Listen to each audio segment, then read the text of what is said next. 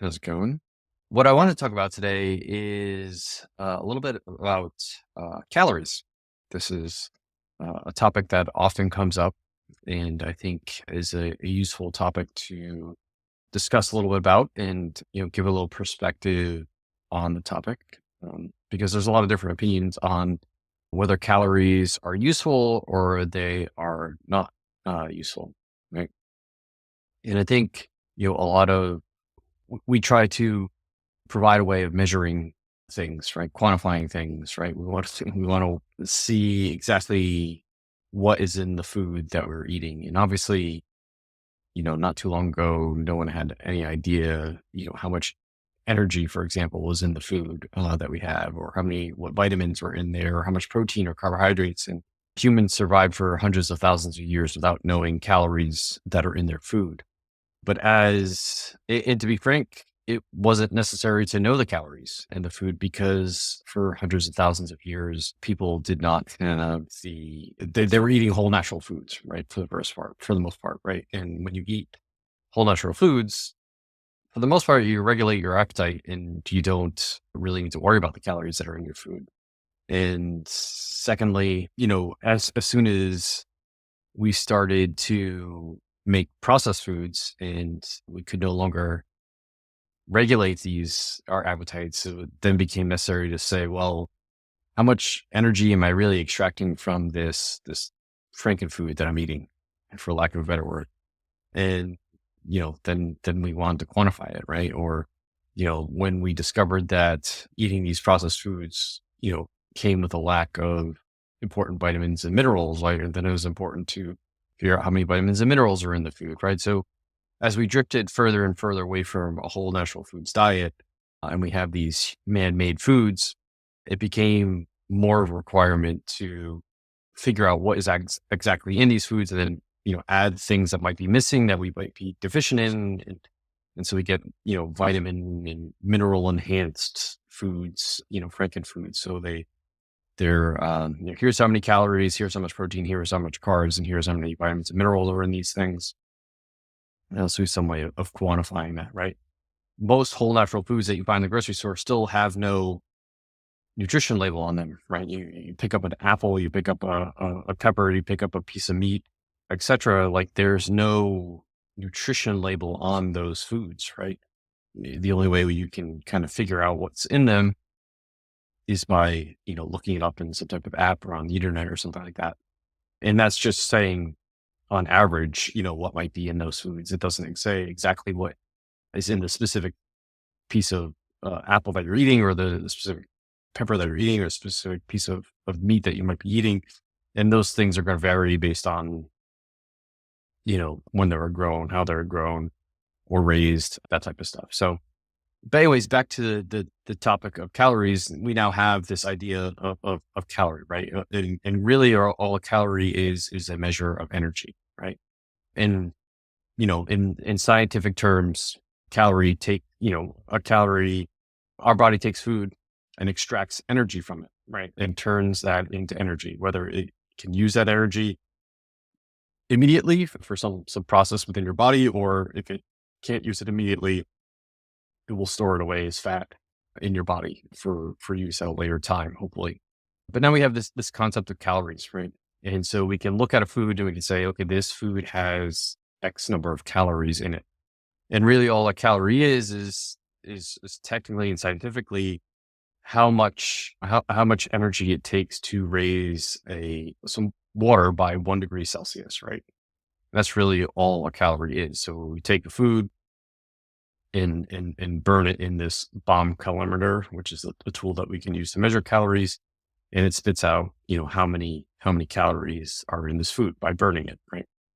Now, obviously, when when you eat an apple, or you eat a piece of steak, or you eat pepper, or whatever it might be, or you might eat a donut or whatever, you know, you don't burn that food in like the same way a bomb calorimeter does, right? You digest that food.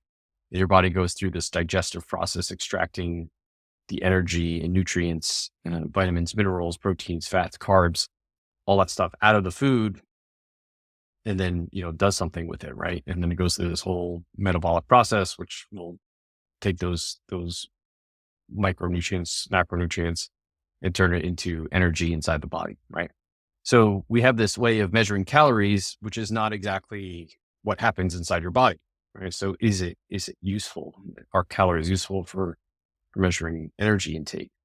And I understand the argument that, you eat an apple and it says it has 140 calories. Does that really matter much within your body?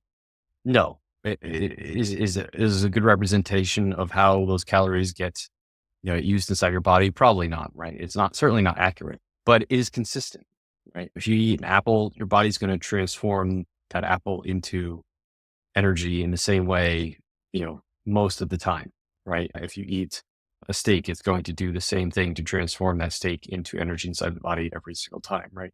So it may not be 100% accurate, but it is consistently inaccurate, right? Maybe it results in 140 calories, maybe it results in 120 calories, maybe it results in 100 calories, maybe it results in, more calories than it says if you look it up online, right? And so it might not be the accurate representation of calories, but it is consistently inaccurate, which means you can still use it as a way of tracking, right? It might not be the calories that you see or you find that you eat every day might not be exactly correct. It might not be an exact representation of the energy that your body extracts from those foods, but it also is consistently inaccurate as long as you're eating those same foods all the time, right? And that way you can adjust things, right? So if I'm tracking my foods and I've eaten an apple, I've eaten a steak, I've eaten, a salad, and it says that all that adds up to 500 calories, for example.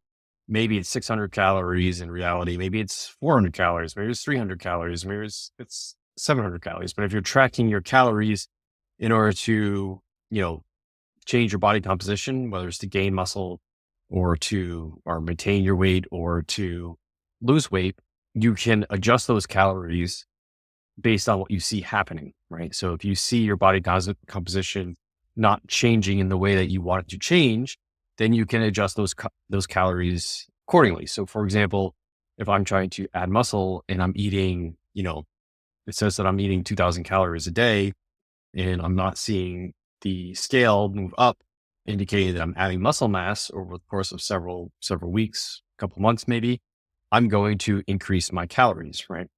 It might mean that I'm not really eating 2000 calories, maybe eating 2300 calories, maybe I'm eating 1700 calories, maybe I'm eating 2001 calories, but that doesn't matter. I'm just going to add some more food and I will increase my calories incorrectly. It won't be accurate, but I will still be eating more food than I was before, which is the goal to add muscle mass, right? Along with resistance training, right?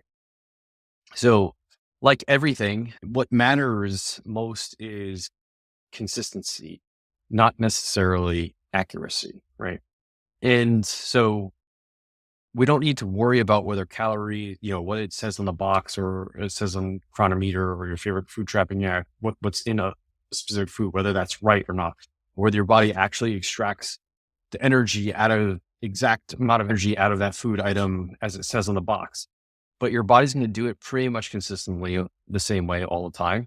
And so as long as you're eating the same food and you're actually tracking things diligently, and then you can be consistently inaccurate, but you can still get useful, actionable data out of it, right? Because you combine that with some other measurement of body composition, and then you can adjust your calories up and down or keep them the same, depending on what you want to do based on that inaccurate data, because you're consistent with that inaccuracy, if that makes a lot of sense. Now, the other thing that I think comes up a lot of times with calories is not all calories are equal, right?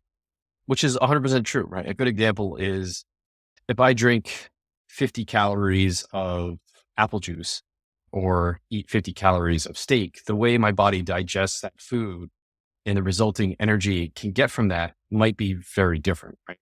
For example, eating 50 calories of steak, my body will spend a lot of calories trying to digest that steak because it needs to break it all down, the whole food, etc. And so the net calorie gain that I get out of that one might be a lot less than 50 calories, right? Whereas if I drink, 50 calories of apple juice, my body doesn't really need to do much to break that down. It's already pretty much pre-digested. It can just go digest it pretty easily and go straight into the bloodstream, right? And extract the sugars and nutrients and vitamins and minerals that it needs out of it, right? So that is 100% true, right? And the net calories that I'm able to extract from the food after we subtract away the cost of digestion is going to be very different, right? So yeah, on the outside, if I stuck these two food items in a bomb colorimeter and burnt them, it would say, yes, that's 50 calories. And yes, that's 50 calories. But once I start to digest it inside the human body, it's can be very different, right? So not all calories are quote unquote created equal. And that's 100% true. But that's really starting to get in the weeds of things, right? Trying to predict how your body is going to digest certain foods and the amount of energy it takes to digest foods and the resulting calories and all that stuff. It's just like really in the weeds, and there's no technology out there that's going to be able to accurately predict it. Does that mean that calories are that does that debunk the usefulness of calories? In my opinion, no, because again, your body is going to be consistently doing that for both foods items, no matter when you eat them, right?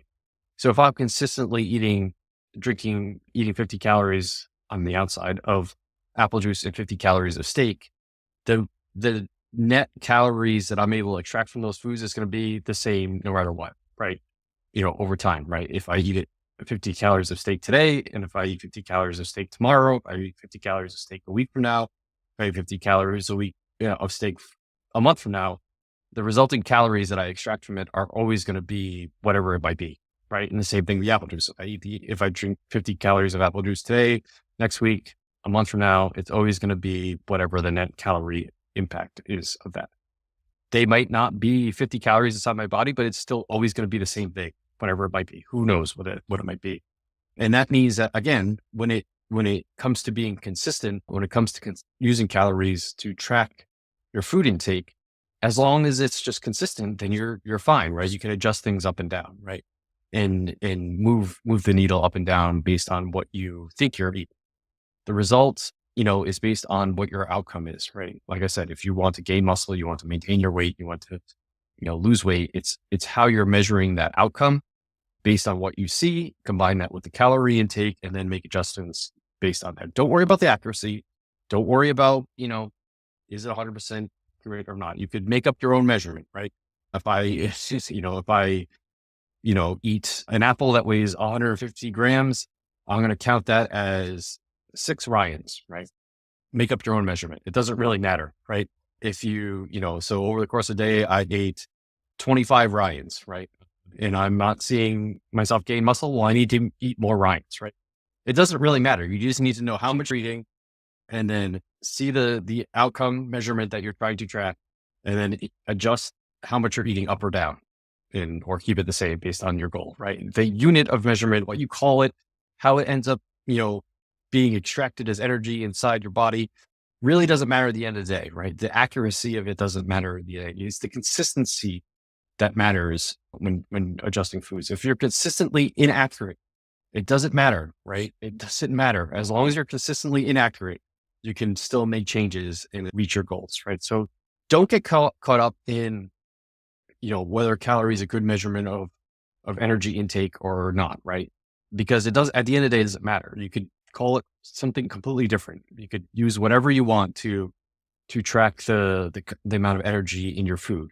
It doesn't matter. What matters is the endpoint that you're trying to achieve, knowing how much of the food that you're eating, and then based on that endpoint you're trying to achieve, adjusting your food intake up or down or keeping it the same over the course of time to get the outcome that you're after.